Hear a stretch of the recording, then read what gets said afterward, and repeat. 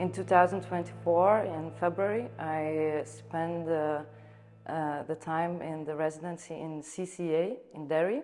I knew some history of Ireland, but not so deeply, and it's totally different when you come into the actual place and you meet the people. So it was really interesting for me to learn about the history of what happened here in Northern Ireland, and to meet the people, and to see actually how much there is connection with our experience in Lithuania. Ireland and North Ireland is known for its geological features. So because my main topic is geology, it was really interesting to discover the landscape. My previous project was about geological dikes. Dikes in geology are the intrusions that cuts into pre-existing layer of the rock. So when I got into the residency here in Derry, when I found out that there's so many geological dikes, it was really a present for me that I can follow this project and develop it, continue researching these intrusions. I started to think about the language also as a material. I wanted to play with the meaning of the words. Exhibition title Faults and Falls come from geological terms too. Faults means basically fractures. They participate in the formation of the oceans and continental drifts. Fault in English language is all kind of faults that appear, like faulted camera also, which is also part of the work. And then folds is another process in geology, so kind of wrinkles of rocks.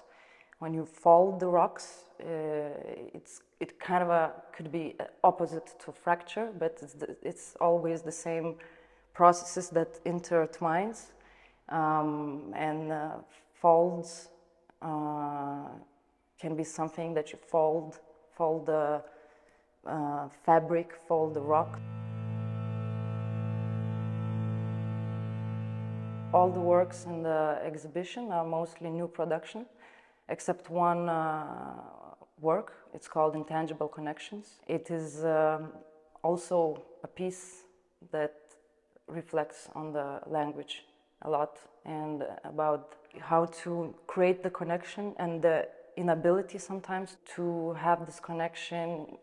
The last piece, it's an installation of a mica sheet and light reflection. So this comes also from the inspiration of the local context of a mica scandal. Mica is kind of becomes a symbol of this fragility because of all how it was used in the construction of the houses, and because it is not suited to use in the building material. The houses started to fracture and crumble, and at the same, that's why I became interested in it, because it kind of connects to the things that interest me about this fragility of the solid objects. And I started to research what is that mica mineral and rock. So that's how I found out about mica sheets, which I actually used quite a lot and are really valuable in other fields when they are used by their purpose. So also in scientific field, in electronics, it's a very good insulator. This reflection shows the surface of this material, and which also kind of becomes very brittle and suddenly reveals other things. If there's magma ready to be intruded and these faults open up. The video, which I call Notes on Faults and Falls. Notes because for me it is kind of like a notebook which follows my research and reflections that I developed during the residency. In the video, I follow the path of these dikes, and then we can see the print of the dike, which I found in the Tory Island. It's quite an amazing example and a textbook example of a dike. It's not so often that you can find these explicit and beautiful formations, because they can be quite different, all shapes and forms, as we know dikes are. Its formation is very interesting because the dolerite dike formed during the formation of Atlantic Ocean, and it cuts into the pre-existing granite rock which formed when the Iapetus Ocean was closing. So it's quite a beautiful story in itself there.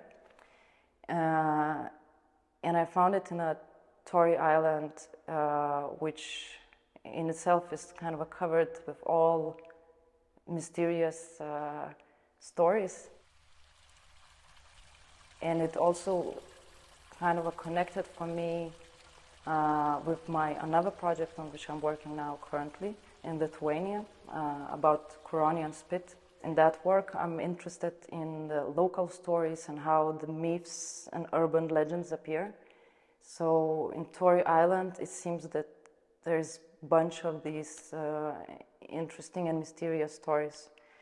And while trying to find the dike and eventually finding it, standing there, I was everything seemed to kind of connect and in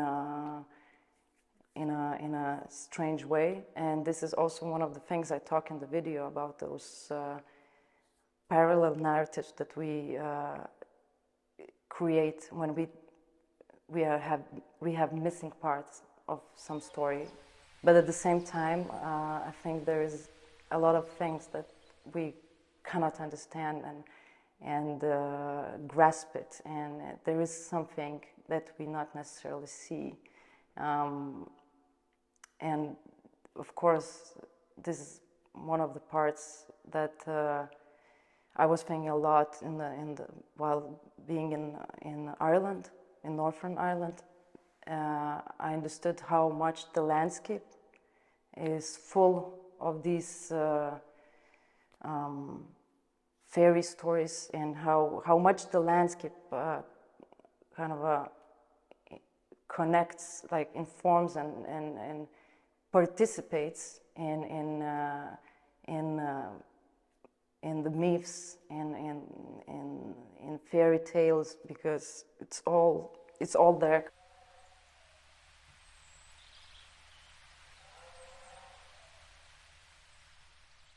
This exhibition is the result of having spent a month in Kaunas in Lithuania as part of the Reciprocal Residency here at CCA. What is in the gallery are some works that informed my trip before I went, and some works that were informed by my time there. Some of the work in this exhibition looks at the difficulty of commemorating. The doilies that actually are hung in the exhibition, they've been used to decorate cakes that people shared with me while in Kaunas, and that people will hopefully share with me here in Derry over the course of the exhibition. They have been designed specifically to be a trigger for conversation. So they have some phrases and dates on them that are poignant and relevant to the history of both Derry and other places in the world, that would be a way for people to open up conversations about commemorating and the difficulties of that. There are a number of tables as well in the exhibition that are carved. They have been inspired by a table that is a political piece of furniture that is currently in Ardres House in Portadown. It's known as the Treaty Table. One of them refers directly to all of the discussions that have been held and all the documents that have been written since 1800 about the political situation around the border and Ireland. I also have 3 small wood blocks. They are called the Table Trilogy. One of them is another data set of all the words that were used in the treaties, and one is reflecting quite clearly the seating plans of the 3 centres of political discussion that inform and affect this part of the world. The only print that is on show in this exhibition is a large woodblock print made with one of the tables that's in the other room. The information carved into the print block for that print was lifted from a page of corrections in the treaty, the Irish Treaty in 1922. And it doesn't include the actual text, but just the corrections that were written on that page as a way to look at the repeat negotiation of those words and having to redraft and to rethink those in order to get it right. I have two pieces in this exhibition that look specifically at the words that existed through a number of those treaties and agreements from 1800 to 1998. And one of those works is a table that has an infographic sort of data set that is actually all of the words from all of those treaties. And the reflective piece that's in the second gallery, it is something that you have to navigate around a little more, that it is in your way. You know, you can't ignore those pieces on the floor, and they're brightly coloured. They force you to negotiate them in the space. Part of the residency in Kaunas allowed me an opportunity to invite people to talk about the kinds of things that I was making and thinking about, and particularly in the subject of difficult history and how we reflect on that and commemorate that.